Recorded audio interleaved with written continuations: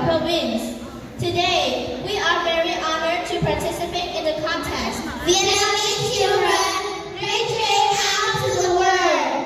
Today, we would like to tell you about our homeland, Thọ Xuân. We would like to invite you to visit Thọ Xuân, my hometown, the land of spiritual metaphysics, with the cultural traditions, mountains and rivers, hardworking, simple, patriotic people. Thọ Xuân is a district between the Plains and the southern district of the Rubber Region.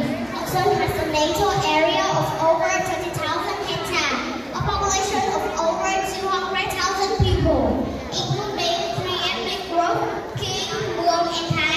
The district has 30 administrative units, including 27 communes and 3 towns. Thọ Xuân land liberty heroes who opened the country and liberated the nation. Since ancient times, the people of the whole country have known that Thọ Xuân is not only a land of long-standing historical development, but also the place where many historical events of the nation take place, the homeland of many famous and noble people, especially the two eminent dynasties of Yên and Học Lê. It can be said that Thọ Xuân is the cradle of the land of Thanh Hóa. Coming back to Thọ Xuân, visitors will be able to return to the origins of the heroic victories. We're proud that our district has a tangible and intangible cultural heritage. In 2012, Namking Historical Relic, a place for the land as a special national relic. Lewan Temple is also ordered to be ranked a special national monument by the state in 2018. It is now considered the oldest temple in Thanh Hóa. Through the ups and downs of history, through the harshness of time, the temple has been renovated and embellished, and still preserves its ancient appearance. Referring to the nation's intangible cultural heritage, it is impossible not to mention the Sunflower performance on the 10th of February. Famous traditional festivals such as Namking Festival on the 21st and 22nd of August, Lewan Festival on the 8th of March every year.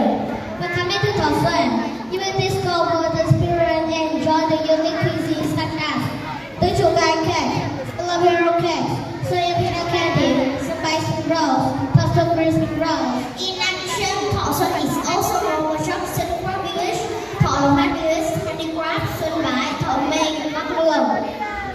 It can be seen that, rarely in any land like Thọ Xuân, just mentioning the name reminds people of tangible and intangible cultural heritage.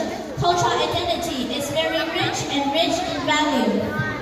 With the advantage of being under intersection of economy, culture, and society, between regions in the province, large and fertile land, the gateway connecting the delta with the mountainous midlands, many arterial routes run through, many key projects are essential. The province and the districts in the area have been constructed and put into use as an inspection project.